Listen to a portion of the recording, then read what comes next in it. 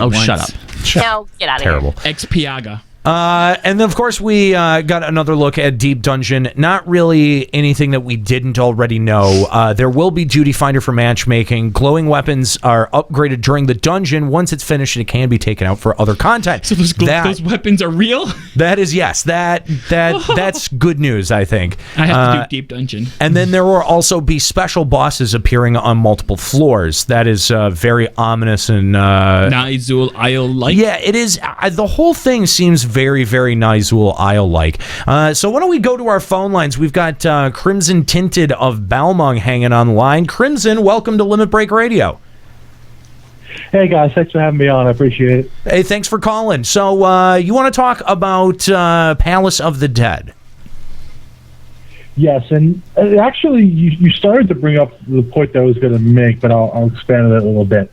I have a great deal of trepidation about new PvE content types that Square Enix releases, especially after the Diadem situation and how the loot progressed in there and how it just in the first couple of weeks turned into a straight loot farm because of what I argue would be the relatively poor tuning of the loot, giving people such good loot out the gate. Yeah. And I have a strong fear that Palace of the Dead could very easily go the same way.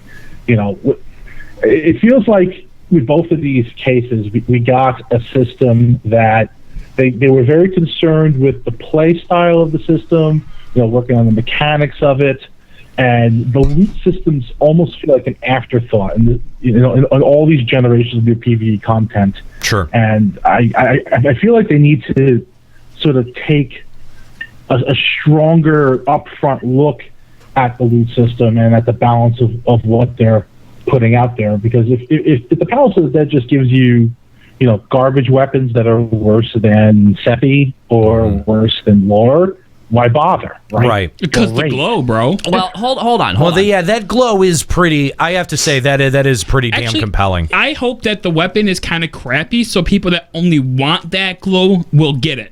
Because then, like, if it's the top item level weapon of the patch, then everyone's gonna farm it. But if it's only good for the glamour, then it'll be rarer.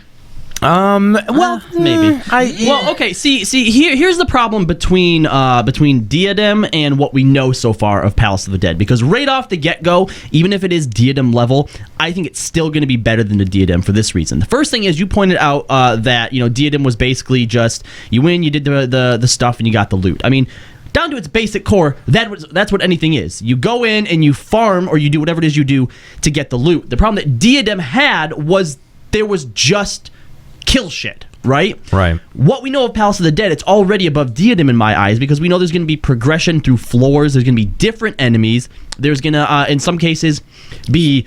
I don't want to say objectives because when we think of objectives, we think of having to do something, but just the idea that there are they mentioned there's going to be lamps and hitting them will give you a buff or it could give you a debuff. Right. And there's going to be other things to do. So it's not as simple or as boring as just plant yourself in one spot and kill whatever comes your way. You're actually going to be in there exploring and working as a team, making your way through this.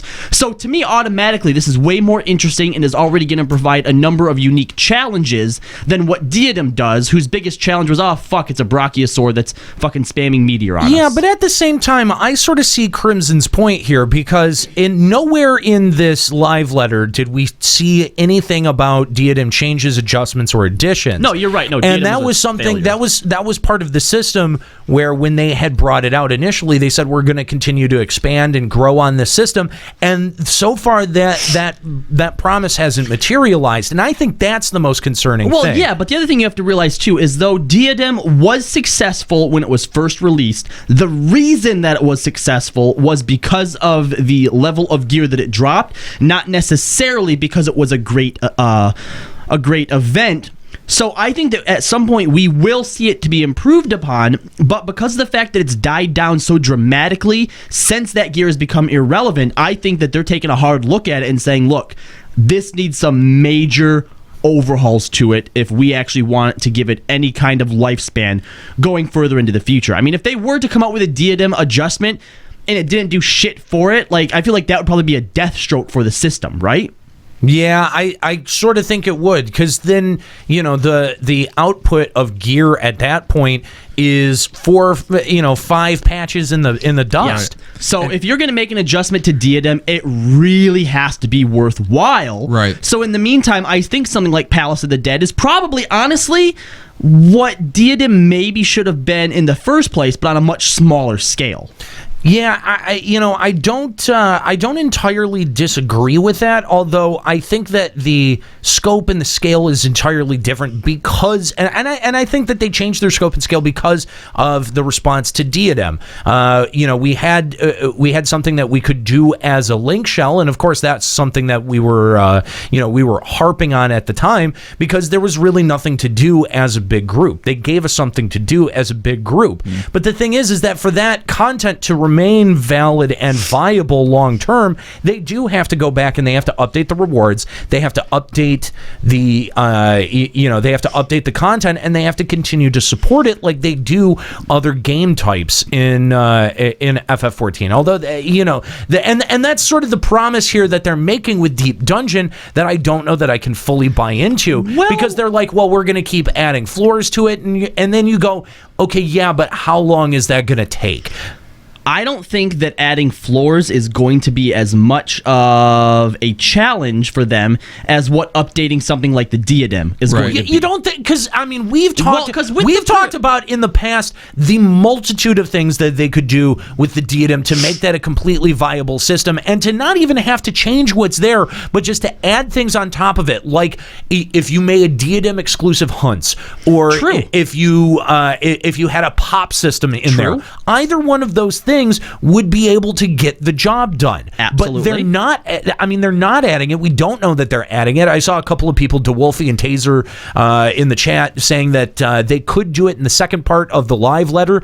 I wouldn't hold your breath. I really wouldn't hold your breath. But here's the reason why. Those are small, simple fixes that would bring people back into Diadem, but is it really solving the original problems that we currently have with Diadem? Because I think that's what they might be looking at. They don't just want to, paste something over top of it. I think that they probably want to go back and find a way to rework the basics of Diadem as well.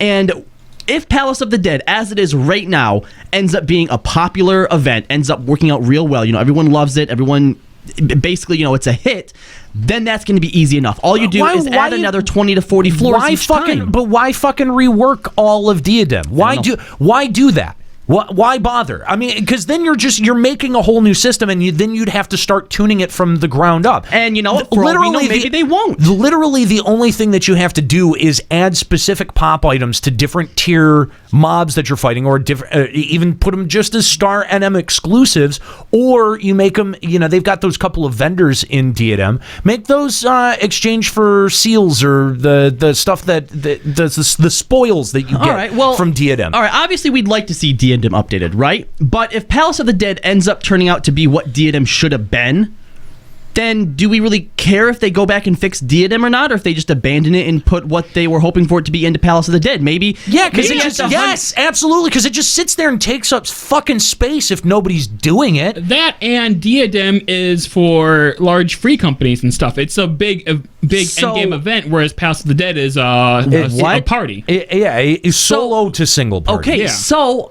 how hard would it be if at, let's say, the 150th floor, then you have to start taking in parties of 8 or more the deeper down you go? Turning it into a bigger free company type thing. Because that changes the entire scope of the content, and it changes all of the balancing that you have to do. It's like when you said rework Diadem from the ground up. Why? Because you're going to have to sell the community on what new Diadem is. And do you remember how well New Coke went? It didn't.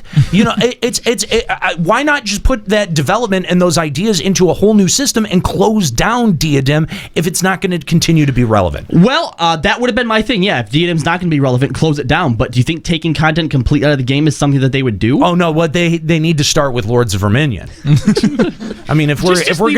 If we're gonna take content out of the game, we need to start there because only 4 people are doing it. Look, there's no way they're going to take Lords of Verminion out because that's my $10K a week. Because we have a thing we're going to talk about later that they're introducing that is totally going to reinvigorate Lords of Verminion. No, it won't. Yeah, it's going to be absolutely great. will not. it's going to change the face of Lords of Omega. It absolutely won't. Thank you very much for the call, Crimson Tinted. We appreciate it. If you want to call Limit Break Radio on Skype.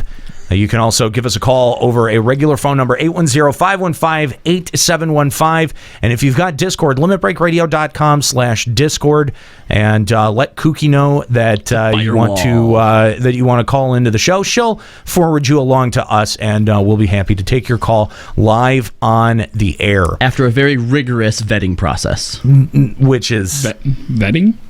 Yeah. Vetting process. Yeah. Vending? I think Deep Dungeon I think is going to be good.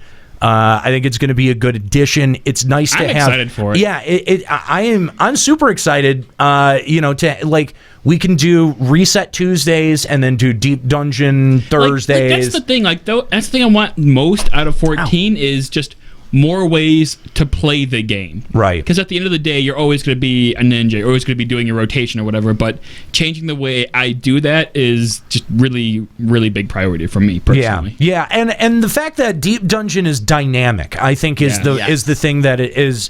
I'm ready for, because you sit down. I experienced this last night. I was playing Dark Souls for a couple of hours, and I'm like, I should run my roulettes real quick. Logged on, did my expert, started falling asleep halfway through the expert. Yeah, because it's everything is so scripted and exactly the same. Right. And I couldn't even do high level. I was like, or 60. I was just like, you know what, I'm done. I'm going to bed. And the thing is that with dynamics, and having to respond to the floors or the enemies that Square Enix is laying out in front of you, I think that that's going to take some more tactics. It's going to take some more planning, and it's going to take more communication. And I think all three of those things are good. Can I make one suggestion to help spice up your experts? Take one bad with you, okay? Because they add that little bit of wild card to it. You're never quite sure what they're going to fuck up. I recommend Skuro myself. Ryuichi is a good choice as well. Oh, Ryuichi's a great choice. Sometimes he just goes randomly AFK without saying anything, and he's the tank. Yeah. It's nice it'll be nice to have an event where you couldn't, with enough practice, just program 8 computers to run it for you. Yeah.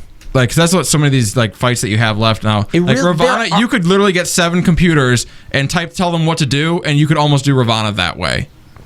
It's cheap as fuck, dude. The over scripting of events is just. I mean, it's too regimented, and I think that this is going to be a nice change, and it's a slow way so that the developers can also be comfortable with adding in more variables and more dynamics to things. So when they say floors are going to be randomized, enemies are going to be randomized, I hope that that there are a lot of variables and they really do mean random. I mean, Nizul Isle was great, but I'd like to see a step forward from Nizul Isle as opposed to maybe a step backwards. Yes. I think we're going to get a step backwards before we get a step forward. Yeah.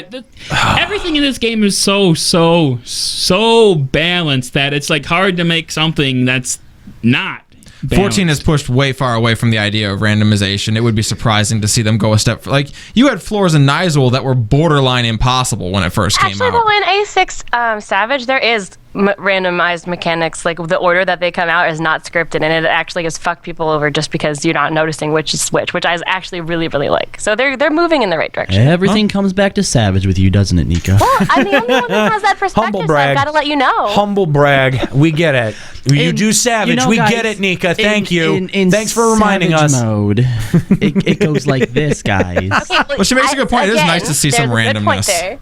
That Sorry, none of not you sorry. know that there are random mechanics because none of you do it. No, you're right. There is some. Except are the mechanic okay, sure, the mechanics come out randomly, but once you know the mechanics, they're not really random. You just have to respond. They come out to randomly while you're also attacking other orbs and trying to avoid shit that's happening on the floor. So a lot of times, if someone doesn't call it out, you totally don't know what mechanics are going on, and you just die. It's well done. I like it. Have you beat it yet? Not yet, Wah, but wah. we're getting close. So yeah, Deep Dungeon, I again is going to be a pretty awesome addition to FF14, and then this was